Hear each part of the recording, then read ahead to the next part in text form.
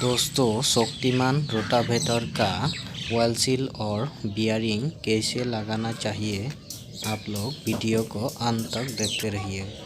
और चैनल में तो नया है, चैनल को सब्सक्राइब और शेयर करिएगा।